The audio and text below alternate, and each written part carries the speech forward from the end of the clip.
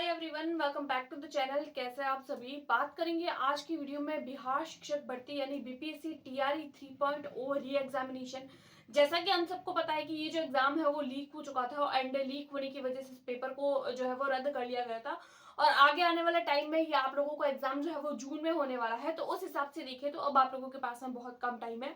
अब इतने कम टाइम में आप लोग कौन कौन सी ऐसी बातों का ध्यान रख सकते हैं। अगर आप लोग कुछ कुछ बातों का ध्यान रखते हैं तो फिर आप लोग जो है वो एक प्रॉपर स्ट्रेटेजी के साथ में अगर प्रिपरेशन करते हैं तो आप लोग अपना स्कोर जो है वो इंक्रीज कर सकते हैं। देखिए, पढ़ाई तो सबको करनी होती है। इस वीडियो में मैं कोई आप लोगों को ऐसी बातें नहीं बोलूंगी कि आप लोग सिर्फ इतना पढ़ लो तो आप लोगों का सिलेक्शन हो जाएगा या फिर सिर्फ ये पढ़ लो। देखिए, ऐसी बातें करने का कोई मतलब नहीं है। मैं आप लोगों के साथ में टू द पॉइंट बात करूंगी और कुछ ऐसी बातें करूंगी और कुछ ऐसे आप लोगों को पॉइंट्स बताऊंगी। अगर आप लोग उन पॉइंट्स का ध्यान रखते हैं तो फिर आप अपने मार्क्स जो है वो इंक्रीज कर सकते हैं।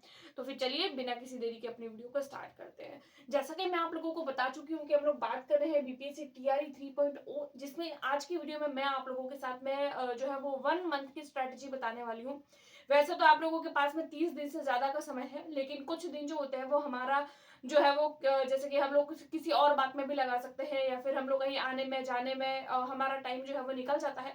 प्रॉपर अगर वैसी बात करें तो अभी हमारे पास में सिर्फ 1 महीना है और 1 महीने को हम लोग किस तरीके से यूटिलाइज करें और जो भी पढ़ा हुआ है उसको किस तरीके से हम लोग रिवाइज करें और जो टॉपिक्स हम लोगों ने नहीं पढ़े हैं तो उनको किस तरीके से वापस से पढ़ के और प्रीवियस ईयर लगा के किस तरीके से अपने जो प्रिपरेशन है उसको हम लोग एक अलग जंप दे सकते हैं। तो फिर चलिए स्टार्ट करते हैं। जैसा कि मैं आप लोगों को बताने वाली हूँ आज की वीडियो में 1 to 5 एंड 6 to 8 इन दोनों के लिए बताने वाली हूँ।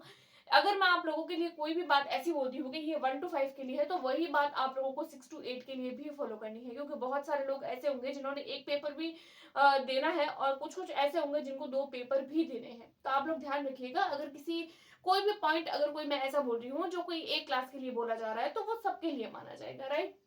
जैसा कि हमको पता है कि हमारा एग्जाम जून में होने वाला है और इस एग्जाम के लिए हम लोगों को 2.5 घंटे का टाइम मिलता है। इतनी बातें हम सबके सामने क्लियर है।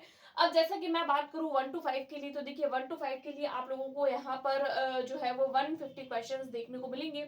150 में से आप लोगों को 1 to 5 के लिए ये जो पेपर होता है वो 2 पार्ट्स में डिवाइडेड रहता है। एक आप लोगों का पेपर 1 होता है एंड देन पेपर 1 का मतलब है पार्ट 1 एंड पार्ट 2। अब पार्ट 1 एंड पार्ट 2 का मतलब ये नहीं है कि आप लोगों को 2 अलग अलग पेपर मिलेंगे, नहीं, आप लोगों को एक ही पेपर मिलेगा, एक ही बुकलेट मिलेगी। उस एक बुकलेट में आप लोगों को 2 अलग अलग पोर्शंस देखने को मिलेंगे। अब इसमें किस तरीके से रहता है, जैसे कि अगर मैं पार्ट 1 की बात करूं तो देखिए पार्ट 1 जो होता है वो आप लोगों का 30 मार्क्स का होता है। 30 मार्क्स आप लोगों के लैंग्वेज वाला होता है। लैंग्वेज वाला पोर्शन आप लोगों का जो है वो उसमें ऐसा नहीं होता है कि आप लोगों के मेरिट बनेगी। देखिए, लैंग्वेज वाला पोर्शन जो होता है वो इस तरीके से होता है, 30 क्वेश्चन होते हैं एंड 30% का ये होता है, यानी कि आप लोगों को 30 क्वेश्चन में से 30% लाने हैं। यानी कि 150 में से 30% की बात नहीं हो रही है, यानी कि 30 क्वेश्चन पूछे जा रहे हैं और 30 यानी लैंग्वेज वाले पोर्शन में आप लोगों को 30 क्वेश्चन जो है वो 30% लेके आने हैं। यानी 30 क्वेश्चन आप लोगों को मार्क्स कितने लेके आने हैं, 9 नंबर आप लोगों को लेके आने हैं। यानी कि अगर आप लोग 9 नंबर लेके आते हैं, 30 में से अगर आप लोगों के 9 नंबर आते हैं तो आप लोगों का आगे वाला जीके वाला जीएस वाला पोर्शन चेक होगा, अदरवाइज आप लोग डायरेक्ट आउट हो जाएंगे। तो बहुत सारे लोग जो होते हैं वो बहुत सारे कैंडिडेट सिर्फ और सिर्फ जीके एंड जीएस पर ही फोकस करते हैं। तो मैं आप लोगों को बता दूं, आप लोगों को लैंग्वेज वाला पोर्शन जो है वो आप लोगों का एलिजिबिलिटी क्राइटेरिया का जो है वो पार्ट होने वाला है। तो इसको एलिजिबल करना बहुत ज्यादा इंपॉर्टेंट है, तो आप लोग इक्वली इस पर भी फोकस करिए। तो लैंग्वेज वाला पोर्शन भी आप लोगों के लिए इंपॉर्टेंट है। आप लोग इतनी तैयारी करिए, क्योंकि देखिए लैंग्वेज वाले पोर्शन के हिसाब से आप लोगों की मेरिट नहीं बनेगी, सिर्फ पास होना है। तो आप लोग इतनी तैयारी करिए कि अगर मुझे 9 नंबर लेके आने हैं तो मैं लगभग 12 नंबर तक की तैयारी करूं, कि 12-13 नंबर तक तैयारी करने पर लगभग मुझे जो है वो 9 से 10 नंबर मिल जाए। उससे ज्यादा हम लोगों को मार्क्स इसके अंदर लाना जरूरी नहीं है, क्योंकि अगर आप लोग 9 नंबर लाते हैं तो भी पास ही काउंट होंगे और अगर आप लोग 30 में से 30 नंबर लाते हैं तो भी आप सिर्फ पास ही काउंट होंगे। तो इसके मार्क्स आप लोगों के मेरिट में नहीं जुड़ेंगे। तो इसीलिए आप लोगों को इस सब्जेक्ट पर इतना एफर्ट नहीं मारना है और इतना अवॉइड भी नहीं करना है कि आप लोग इसमें फेल हो जाए। क्योंकि कई बार ऐसा होता है कि हम लोग जीके एंड जीएस वाले पोर्शन पर इतना फोकस कर लेते हैं कि हम लोग हमारा लैंग्वेज वाला पोर्शन यानी पासिंग मार्क्स जिसमें लाने हैं उसको भूल जाते हैं। तो इस बात को याद रखिए, इस पे आप लोगों को फोकस करना है एंड इक्वली फोकस करना है, राइट। अब हम बात करते हैं पार्ट 2 की। तो पार्ट 2 आप लोगों के 120 मार्क का होता है, जिसमें आप लोगों को जीके एंड जीएस पूछा जाता है। अब जीके एंड जीएस का मतलब ये नहीं है कि आप जो है वो जीके और सिर्फ यानी कि जनरल नॉलेज एंड सिर्फ और सिर्फ जनरल साइंस पढ़ रहे, नहीं, इसके अंदर आप लोगों को और भी सब्जेक्ट्स देखने को मिलेंगे, जैसे कि maths, reasoning, geography, science, SST, EVS and भारतीय राष्ट्रीय आंदोलन यानी इंडियन नेशनल मूवमेंट, जो आप लोगों के बिहार शिक्षक भर्ती का बहुत बड़ा योगदान है। ये टॉपिक ऐसा है जिसमें आप लोगों को बहुत सारे क्वेश्चंस देखने को मिलेंगे। जब आप लोग भारतीय राष्ट्रीय आंदोलन यानी कि जब आप लोग पीवाईक्यू करेंगे तो आप लोगों को समझ आएगा कि भारतीय राष्ट्रीय आंदोलन में से कितने क्वेश्चंस पूछे जा रहे हैं। मैंने भी जब पीवाईक्यू करवाए थे तो मैं हर बार बता दी थी कि ये क्वेश्चन भी भारतीय राष्ट्रीय आंदोलन का है, ये क्वेश्चन भी भारतीय राष्ट्रीय आंदोलन का है। और जब भारतीय राष्ट्रीय आंदोलन करवाया था तब भी मैंने आप लोगों को कितनी बार बताया था कि ये प्रीवियस ईयर क्वेश्चन है, ये प्रीवियस ईयर क्वेश्चन है। और जब आप लोग वो पेपर जो बीपीएससी टीआरई 3.0 जो लीक हुआ है ना पेपर, जब आप लोग उसका पेपर देखेंगे और जब मैंने उसको सॉल्व कराया था तब भी मैंने बताया था कि बहुत सारे क्वेश्चन आप लोगों को भारतीय राष्ट्रीय आंदोलन में से देखने को मिलेंगे। ये तो हो गई हमारी कुछ बात 1 to 5 यानी पेपर 1 की। तो आप लोगों को मेन फोकस किस पे करना है? मेन फोकस जीके जीएस पे करना है। मेन फोकस आप लोगों को जीके जीएस पे ही करना है, लेकिन लैंग्वेज वाले पोर्शन को आप लोगों को अवॉइड नहीं करना है, क्योंकि लैंग्वेज वाले पोर्शन आप लोगों को बहुत ज्यादा नहीं पूछा जाएगा, बट इसके मार्क्स आप लोगों के लिए इंपॉर्टेंट है। क्योंकि कई बार ऐसा ही होता है कि हम लोग मेन सब्जेक्ट की ही तैयारी करते हैं और जो पासिंग मार्क्स क्राइटेरिया वाला जो एग्जाम होता है उस पर फोकस नहीं करते हैं। क्योंकि अगर आप लोगों का लैंग्वेज वाला अगर क्लियर नहीं हुआ तो आप लोगों का जीके एंड जीएस वाला पोर्शन चेकआउट नहीं होगा। तो इस बात को आप लोग ध्यान रखिए। ये बात हो जाती है आप लोगों की पेपर 1 की। अब हम लोग बात करते हैं पेपर 2 की, यानी कि 6 to 8 के लिए कि 6 to 8 के लिए आप लोगों को क्या करना है। तो अगेन से देखिए, आप लोगों को यहाँ पर 150 क्वेश्चन होते हैं, लेकिन ये एक ऐसा पोर्शन होता है जिसमें आप लोगों को 3 पार्ट्स में डिवाइडेड देखने को मिलता है। यानी कि 150 क्वेश्चन होंगे जिसमें पार्ट 1 होगा, पार्ट 2 होगा एंड पार्ट 3 होगा। इस तरीके से आप लोगों के 3 पार्ट आप लोगों को देखने को मिलेंगे। पार्ट 1 के अंदर अगेन से आप लोगों को लैंग्वेज वाला पोर्शन देखने को मिलेगा, यानी कि 30 मार्क्स जो होते हैं वो आप लोगों के लैंग्वेज पोर्शन के होंगे।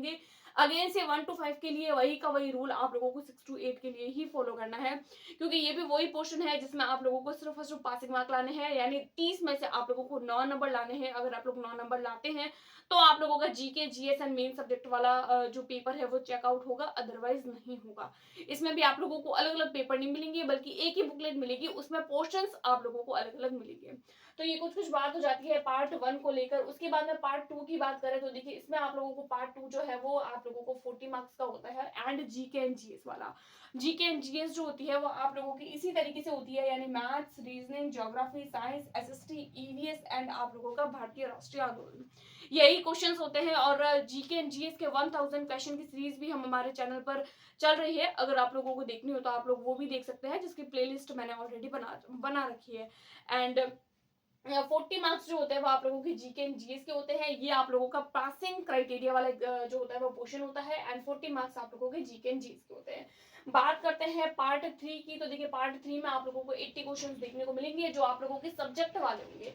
यानी कि वो सब्जेक्ट होगा जो आप लोगों को 6 to 8 क्लास के लिए पढ़ाना है। जैसे कि अगर आप लोग साइंस से सब्जेक्ट से है, या फिर मैथ्स से है, या फिर आप लोग जो है वो साइंस मैथ्स से, साइंस मैथ्स होता है तो साइंस मैथ्स का एग्जाम देना होता है। हम लोगों के 80 मार्क्स साइंस मैथ्स के देखने को मिलेंगे।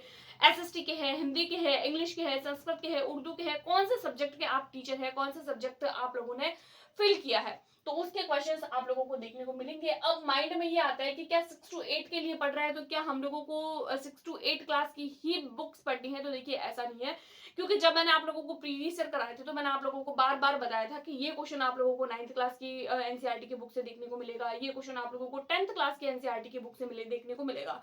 जो मेरे चैनल से पहले से जुड़े हुए हैं तो मैंने वो बात बताई थी और आज फिर से बता रही हूँ, क्योंकि बहुत सारे ऐसे लोग हैं जो नए भी शायद इस वीडियो को देख रहे हो।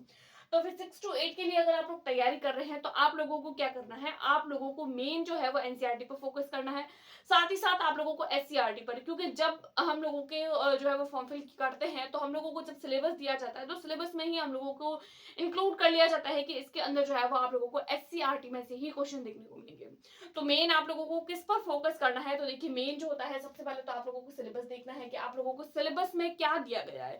कई बार क्या होता है कि कैंडिडेट जो है वो तैयारी तो 1 to 5 की कर रहा है, बट सिलेबस 6 to 8 के हिसाब से पढ़ रहा है। तो आप लोगों को ऐसा नहीं करना है, आप लोगों को पॉइंट्स देखने हैं कि क्या पॉइंट्स पूछे जा रहे हैं, किस तरीके के क्वेश्चंस बन रहे हैं और किस लेवल का हम एग्जाम दे रहे हैं, क्योंकि जिस लेवल का एग्जाम देंगे उसी लेवल की ही हमको तैयारी करनी है।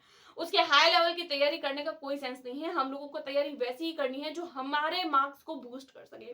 हमारी तैयारी सिर्फ ऐसी होनी चाहिए। तो हम लोगों को सबसे पहले तो सिलेबस देखना है कि हमारा सिलेबस क्या है, सिलेबस के बेसिस पर ही पढ़ना है। क्योंकि तैयारी करते हैं 6 to 8 की, फॉर्म भर रहे हैं 6 to 8 का, तैयारी कर रहे हैं 1 to 5 की, 1 to 5 का फॉर्म भर रहे हैं, तैयारी कर रहे हैं 6 to 8 की। तो देखिए ऐसा नहीं होता है, क्योंकि हमको हमारे सब्जेक्ट्स पे फोकस करना होता है। पेपर 1 और पेपर 2 में आप लोगों को लैंग्वेज एंड आप लोगों को जीके जीएस सेम दिखेगा, लेकिन पेपर 2 में आप लोगों को आपका जो है वो सब्जेक्ट भी देखने को मिलेगा। तो ये बात आप लोग ध्यान रखिएगा।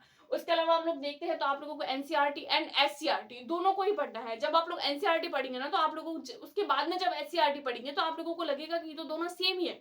आप लोगों को उसमें कुछ अलग से स्पेशल चेंजेस नहीं नजर आएंगे। तो आप लोग एक पढ़ेंगे तो आप लोगों को दोनों से कम हो जाएगा। बट अगर आप लोग एक सीरियस एस्पिरेंट है तो आप लोगों को दोनों पढ़ने चाहिए, जो आप लोगों के लिए आई थिंक सो बेनिफिशियल हो सकती है। उसके बाद में जब आप लोगों ने सिलेबस देख लिया, टू द पॉइंट आप लोगों ने एनसीईआरटी प्लस एससीईआरटी पढ़ ली, उसके बाद में मेन जो फोकस करना है वो आप लोगों को पीवाईक्यू पर करना है।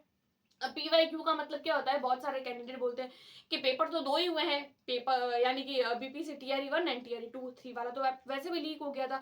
तो देखिए आप लोग अगर आप लोग 1 to 5 या 6 to 8 के लिए तैयारी कर रहे हैं तो आप लोग 1 to 5 का ऑल शिफ्ट का पेपर देखिए, आप लोग 6 to 8 का भी पेपर देखिए, 9 to 10 का भी पेपर देखिए, 11 12 का भी पेपर देखिए। मैंने भी मेरे चैनल पर कराए हैं, वहां से भी देख सकते हैं। अदरवाइज अगर आप लोगों के पास में बुक है कोई तो वहां से करिए, कहीं से भी करिए, लेकिन पीवाईक्यू जरूर करिए। उसके अलावा पीवाईक्यू के अलावा आप लोग क्या कर सकते हैं, तो देखिए पीवाईक्यू के अलावा आप लोग देखिए बीपीएससी से वो कोई भी एग्जाम जो बीपीएससी कंडक्ट करवा रहा है तो वो एग्जाम के जो पीवाईक्यू है उसको भी आप करिए। उसके जीके जीएस के भी क्वेश्चंस आप लोग करिए, जो मैंने मेरे चैनल पर भी करवाए हैं। और भी कहीं से अगर आप लोग मिलते हैं, देखने को मिल रहे हैं तो आप लोग वहां से भी देखिए। अगर नहीं मिलते तो आप लोग मेरे चैनल पर देख सकते हैं, क्योंकि मैंने भी यहाँ पर पीवाईक्यू कराए हैं, जिसके आप लोगों को प्लेलिस्ट आराम से मिल जाएगी। तो ये कुछ बातें हो जाती है कि मेन फोकस हम लोगों को plus syllabus plus NCERT SCERT plus आप लोगों का पीवाईक्यू, मेन फोकस पीवाईक्यू पर होना चाहिए। एंड पीवाईक्यू जितना ज्यादा करेंगे एंड साथ साथ में टेस्ट सीरीज, जितने ज्यादा टेस्ट लगाएंगे उतना ज्यादा आप लोगों के मार्क्स जो है वो बूस्टअप होंगे। तो ये कुछ बातें हो जाती है बीपीसी टीआरई 3.0 को लेकर। आई होप आप लोगों को आज की वीडियो पसंद आई होगी। अगर पसंद आई है तो प्लीज चैनल को सब्सक्राइब करें, वीडियो को लाइक करें, अपने दोस्तों के साथ में शेयर करें। Thanks for watching.